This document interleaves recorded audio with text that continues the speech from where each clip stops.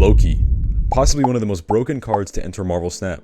This card had an absolute stranglehold on the meta at the time, and you couldn't go 2 games without coming across someone else using Loki. If you were fortunate enough to be playing a game at the time and purchase Loki, you were basking in the waves of cubes that you were stealing from unsuspecting players. What made this card so notoriously broken?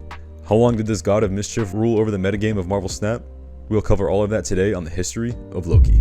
As September 2023 approached, Second Dinner released their seasonal video which previewed the upcoming season and what cards to expect. The September 2023 season would be called Loki for All Time, which was themed around the second season of the Loki TV series, which debuted on Disney Plus shortly after the card's release.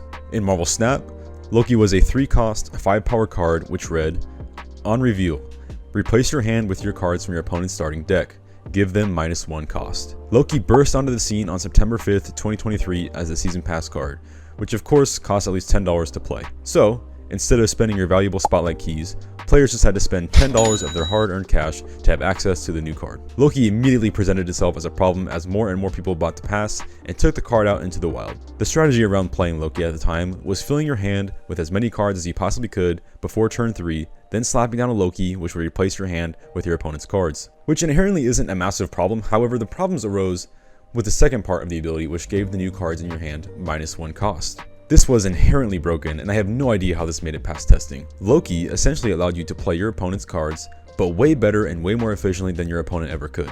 Not only that, it also gave you intel on your opponent's deck, letting you predict what they could be playing and where they might be playing it. Combine Loki with cards like Quinjet and Collector, and you have cards that cost 2 less than their original cost, while also buffing up the Collector. As you can probably imagine, this was completely and utterly disgusting and busted. Players were leaving the game entirely until Loki got nerfed, and in some cases, people left the game entirely and never came back at all. The combos you could pull off here were limitless, and Loki alone left the community crying out for a nerf to this extremely obnoxious card. After terrorizing the meta for almost 2 months, Loki would finally receive its first nerf on October 26th, 2023. This nerf saw Loki go from a 3-cost to a 4-costed card, while keeping the same text as its previous version. This inherently didn't change much about the card, especially since you could just use Zabu to reduce the cost of Loki back down to 3, which made it so the nerf essentially never happened. This also made it so you can take the extra turn to fill your hand even more, which would allow you to maximize Loki's total card output. In most cases, Loki would be a turn 4 play, which was still extremely strong, as the more the game goes on, the more energy you get, and with cards costing 1 less, it made it extremely easy to still outplay your opponent with their own cards. Alongside this change, the team said, Loki's been a tricky card for us. Our internal Loki decks weren't as boldly aggressive as a lot of the top ones proved to be, and there were so many different versions after release that we wanted to better understand his core strengths out in the wild before making any adjustments. And yes, having Loki be a top card for Loki season was also a goal for gameplay, the same way we wanted Move to matter during Spider-Verses and Destroy for Big in Japan. Loki's strength seemed best realized at the top of the ladder. He's a card that really lets players leverage their skill with more average performance at lower ranks. When all was said and done, we determined that Loki was offering a lot of freedom and adaptability as a 3-cost card with high power, as that let him compete for priority especially well. We're hoping this change leads to Loki decks that care a lot more about which cards they get and how to play them, as opposed to slamming raw power at an efficient cost. Despite the cost increase, Loki was still a major problem in the meta, and players were still demanding nerfs everywhere. Some players even argued that playing a Loki on turn 4 was actually better than playing it on turn 3. After about another 2.5 months, Loki would finally receive another balance on January 9th, 2024. This nerf would change the text of the card and leave the cost and power the same. The text update read, on reveal, transform your hand into cards from your opponent's starting deck and give them -1 cost. This may look like a small change, and while in many ways it was also a big change for one specific reason. It took away the synergy between Loki and Collector, rendering Collector useless in Loki decks. Alongside this change, the devs said, and this is quite a long one, I'm not going to go ahead and read all of this, but I will just read some of it. Loki has been a force since release, fueling a new archetype that dominated the metagame for a solid stretch. Loki shrugged off our OTA nerf to 4-5. It was a small hit, but probably about half as effective as we'd hoped. We needed another patch to implement a second change, so we took the time to play with some fairly different changes and monitor the metagame. As December began, we even saw Loki falter. Darkhawk, Bounce, and Destroy were all winning the matchup convincingly. Blob Thanos shook things up a bit, and Loki was able to squeak back into the mix on top. Once we saw all that, we decided to soften our approach rather than pursue a larger rework. This adjustment will remove the Collector's role as a massive source of power for Loki decks. Collector was a big synergizer with Loki and made Loki decks that much stronger, so this change made a lot of sense and was necessary for the long-term health of the game. However, this wasn't the main point with Loki. at least from what I can tell. The problem with Loki was, and always has been, the fact that you can have access to your opponent's cards at a more efficient cost, allowing you to make plays that they couldn't even make themselves. Again, while this helped the overall balance of the card, it still was a bit too strong and needed more attention to get right. Loki would remain in this state for nearly 7 months until it saw its next balance update. On August 1st, 2024, Loki would receive a rework instead of a direct buff or nerf. This rework saw Loki go from a 4-cost card back down to a 3-cost card. An updated text which read, on reveal, replace your deck with your opponent's starting deck, give them -1 cost and draw a card. With this rework, the team said, it took a few shots to land Loki in the right spot, but the goal had been accomplished.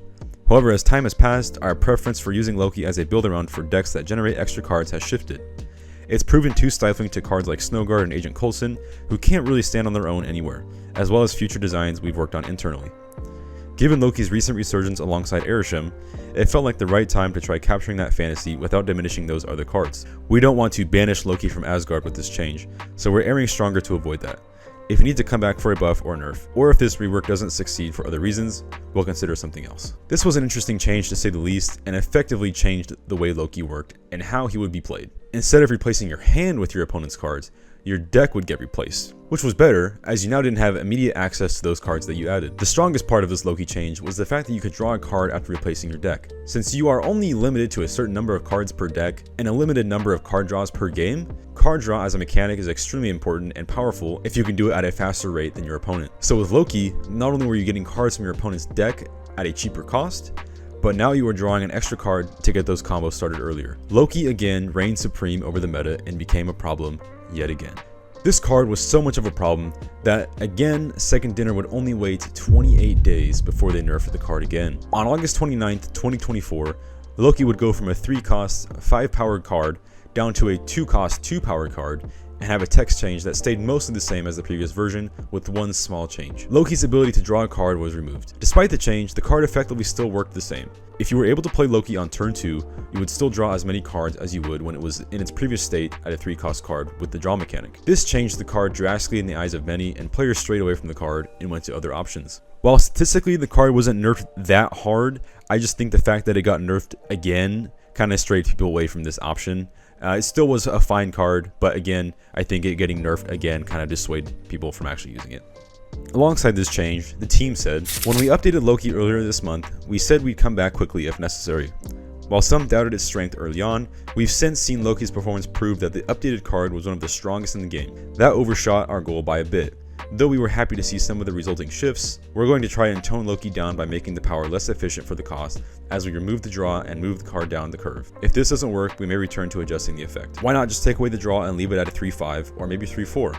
Well, one element of Loki we heard loud and clear from our earliest playtest was that the number of Loki cards you can access was a big part of enjoying the card. 3 often felt too low. That's why we added draw in the first place last time. Given that Loki has remained the same since this patch, it seems that they have found a spot they are happy with for Loki. You are still able to play your opponent's cards at a cheaper cost, just without the draw mechanic, which I think is a healthy change for the card and works for the card's long-term health. Drawing Loki early and playing him on turn 2 gives you the most value, with his value decreasing every turn you don't draw him. For example, drawing Loki on turn 5 or 6 essentially is useless, as you'll only be drawing 1 card if played on turn 5, and obviously no cards if played on turn 6. As previously stated, Loki has yet to receive any sort of balance since its last change in August of 2024. I think he's in a good spot now. However, with the constant influx of new cards, Loki seems to currently be known as the card that was. Loki certainly has a home in Arishem decks and other niche strategies, but Loki's long reign over the meta seems to be over for now.